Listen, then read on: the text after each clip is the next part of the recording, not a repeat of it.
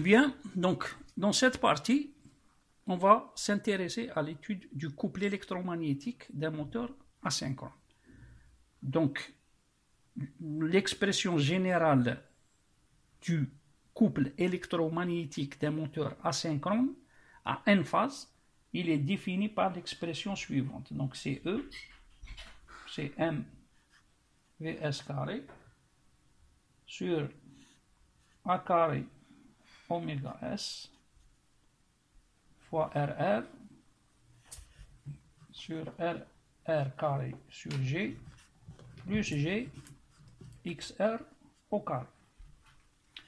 Donc ça, c'est l'expression générale du couple électromagnétique d'un moteur à N phases ou bien à M phases. On va définir les différents paramètres.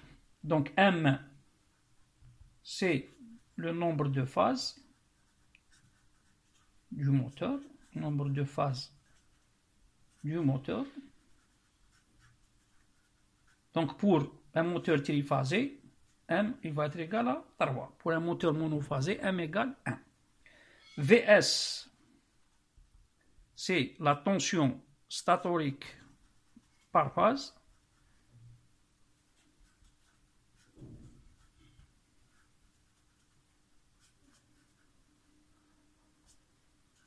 Tension statorique par phase. A, on l'a défini la dernière fois, c'est le rapport d'équivalence.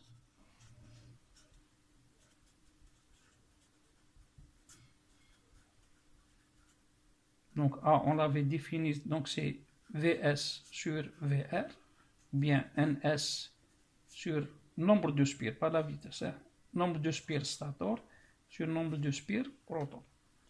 Oméga S, c'est la vitesse du champ tournant, bien la vitesse du synchronisme.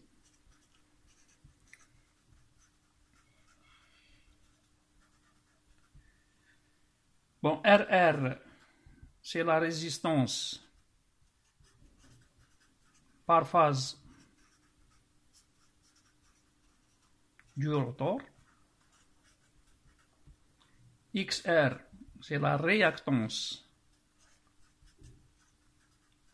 par phase du rotor. Et bien sûr, G, c'est le glissement. Donc cette expression, si vous remarquez, ne tient pas compte des paramètres statoriques, c'est-à-dire RS et XS. Donc RS et XS sont négligés. Donc cette expression, donc RS et XS sont négligés. Bon, c'est une hypothèse largement à adopter, puisque réellement, les valeurs de RS et XS sont très faibles. Donc, avec cette expression qu'il faut toujours retenir en tête, on pourra déduire un certain nombre de couples qui sont caractéristiques et qui sont très importants pour l'étude du moteur asynchrone. Donc, cette expression, il faut l'avoir toujours en tête. Et à partir de cette expression-là, on va déduire un certain nombre d'expressions qu'on va utiliser dans les calculs du moteur asynchrone. Donc, première expression, c'est l'expression du couple maximal. Donc, couple maximal d'un moteur asynchrone et les courbes représentatives,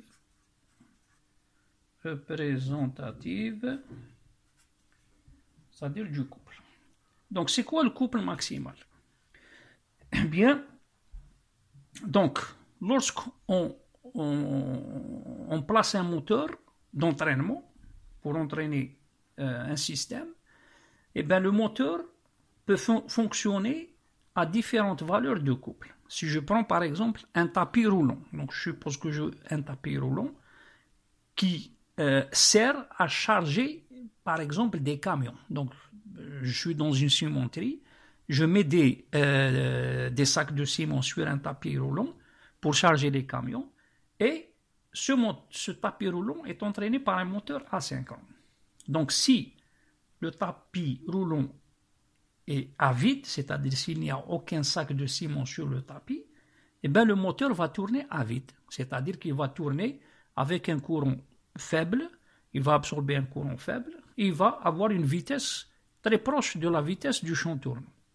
Maintenant, si je mets un sac de ciment, donc le courant va augmenter, la vitesse va diminuer. Je mets un deuxième sac, la vitesse encore diminue un peu, le courant va augmenter, etc. Maintenant, la question qui se pose, c'est est-ce que je peux charger indéfiniment ce moteur? Eh bien, à chaque fois que je mets un sac de ciment sur le tapis roulant, le couple du moteur, ou bien le couple développé par le moteur, il va augmenter. Qu'est-ce qui se passe? Eh bien, il va augmenter jusqu'à atteindre la valeur du couple nominal. Et si j'augmente encore, c'est-à-dire je rajoute encore des sacs de ciment, eh bien, le couple du moteur va dépasser le couple nominal. Donc là, il y a danger, c'est-à-dire que le moteur il va commencer à chauffer parce que je vais dépasser le courant nominal. La vitesse, elle va encore diminuer et le moteur chauffe. Donc, si j'augmente encore la charge, eh bien, à un moment donné, le moteur va s'arrêter. C'est-à-dire, je vais atteindre une valeur de couple qu'on appelle le couple maximal. Donc, la valeur du couple maximal, c'est la valeur maximale que le moteur peut supporter sans s'arrêter. C'est comme l'exemple, entre parenthèses, d'un âne. Un âne, donc si je mets un sac de ciment sur le dos d'un âne, il va le transporter sans aucun problème. Si je mets un deuxième sac, il va le transporter, mais difficilement. Mais à un moment donné, si je mets 3 ou 4 sacs, eh ben l'âne, il va tomber, donc il ne pourra pas entraîner ou bien transporter ces 4 ou 5 sacs de ciment. C'est exactement ce qui se passe. Donc un moteur à vide, il est à vide, donc il tourne librement, facilement, il absorbe un courant très faible. Maintenant, si on charge à la valeur nominale pour laquelle il a été construit, il fonctionne normalement dans les conditions nominales. Si on augmente la charge, il va fonctionner, mais avec un échauffement excessif, un rendement faible. Et si on laisse pendant un certain temps, le bobinage va cramer, il va se détériorer.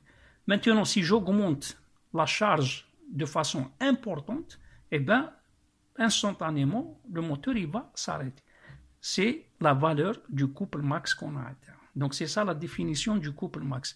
C'est la valeur maximale que peut développer le moteur. À partir de cette valeur, le moteur va s'arrêter. On dit qu'il décroche, il va décrocher, il va s'arrêter. Donc, un moteur asynchrone, l'expression de son couple normal, c'est celle-là. L'expression de son couple maximal, comment on va la déterminer? Eh bien, pardon. Donc, si je suppose, on va supposer qu'on alimente le moteur sous réseau. C'est-à-dire, on alimente le moteur à travers un réseau, c'est-à-dire le réseau, par exemple, national. Donc, le réseau national, on sait que sa valeur de la tension, elle est constante, 380 volts. La vitesse du synchronisme, elle est connue, si je connais le nombre de pôles. Le nombre de phases, c'est une constante. A, c'est une constante. Donc, M, V, A et oméga S sont des constantes. R, c'est une constante aussi, c'est un paramètre constructif. Et XR aussi, c'est un paramètre constructif. La seule variable qu'on va avoir dans l'expression du couple, c'est le glissement. Donc, si on alimente le moteur sous réseau constant, eh bien, le couple va être une fonction du glissement. C'est une fonction de G. Maintenant, pour avoir la valeur du couple max, qu'est-ce qu'on va faire? On va dériver donc le couple par rapport au glissement. D'accord? Donc, on va dériver cette expression par rapport au glissement. Donc, cette expression, si tous les paramètres sont constants, elle va s'écrire, donc c'est E, je peux l'écrire, constante fois une constante, liée RR, sur RR carré sur G, plus GXR au carré. Donc, si je dérive cette expression par G, on va avoir donc la dérivée du numérateur, c'est 0, fois le dénominateur, donc c'est 0. Donc, D2CE sur D2G, ça va être la dérivée du dénominateur. Donc la dérivée de cette partie, c'est moins RR carré sur dénominateur au carré sur G au carré. D'accord? Et la dérivée de ça, c'est plus XR au carré. Donc fois le numérateur, c'est-à-dire une constante K fois RR, on va dire constante, sur le dénominateur au carré, c'est RR carré sur G, plus G, XR au carré. Donc D de CE, c'est DG égale 0, pour avoir la valeur max du couple. Donc, ça c'est différent de 0. Donc, D de CE sur DG est égal à 0, si et seulement si XR au carré moins RR carré sur G carré égale 0. Ce qui me donne donc un glissement qui va être égal à RR sur XR. Donc, lorsque le glissement est égal à RR sur XR, eh bien, le couple sera maximal. Donc, là, je vais noter, c'est un indice Gmax, c'est-à-dire c'est le glissement qui correspond au couple max.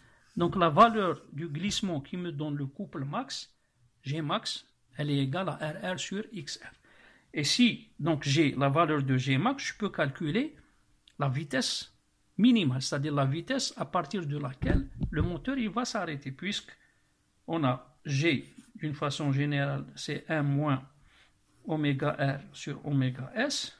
Donc, le glissement max est égal à 1 moins R. Bon, on va mettre max, c'est un indice, d'accord, sur oméga S. Ce qui nous donne donc oméga R max égale 1 moins G max fois oméga S. Donc, le moteur, il va s'arrêter lorsque la vitesse atteint cette expression. Donc, si je connais RR et XR, c'est des paramètres de construction, je peux calculer G max. Je remplace ici, j'ai la vitesse à laquelle le moteur va décrocher.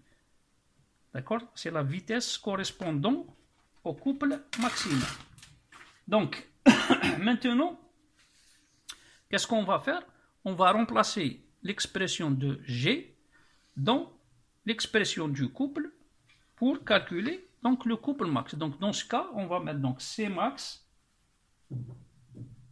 couple max, il va être égal à M Vs carré sur A carré oméga S fois RR sur RR carré sur G max, puisque je suis à la valeur du couple max, plus G max fois XR au carré.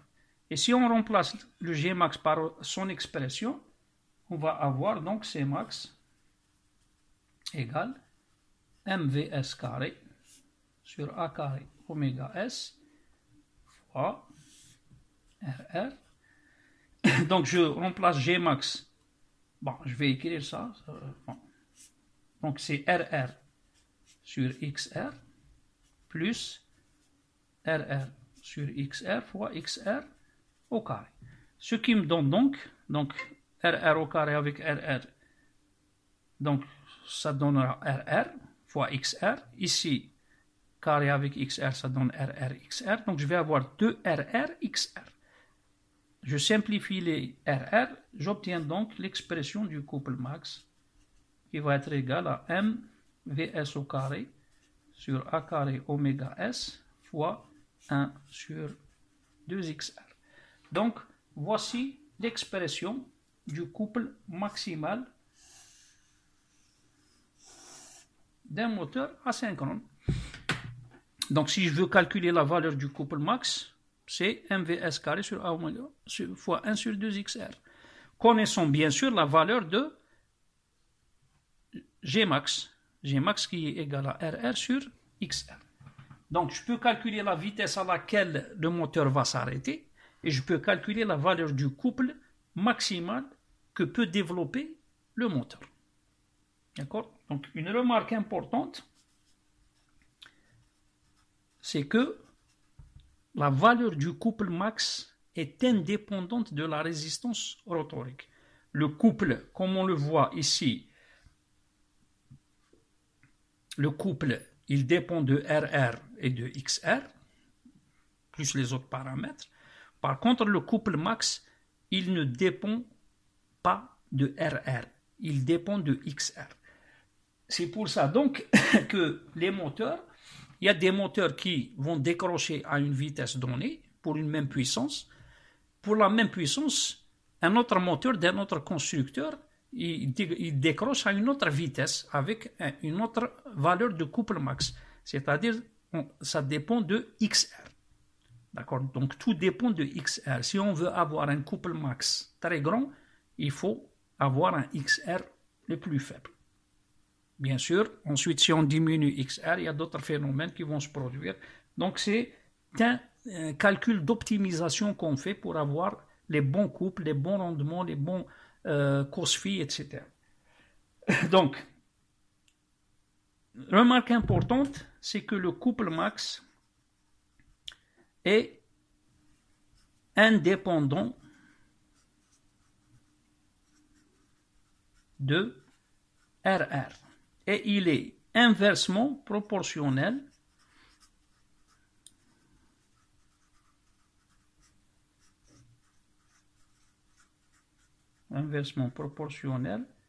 à XR. D'accord? Donc, voilà donc pour ce qui est du couple max.